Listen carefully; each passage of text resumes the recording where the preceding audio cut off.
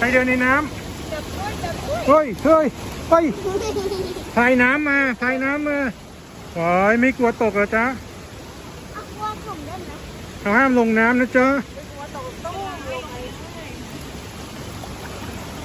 ลื่นนะตรงนี้ลื่นอันนี้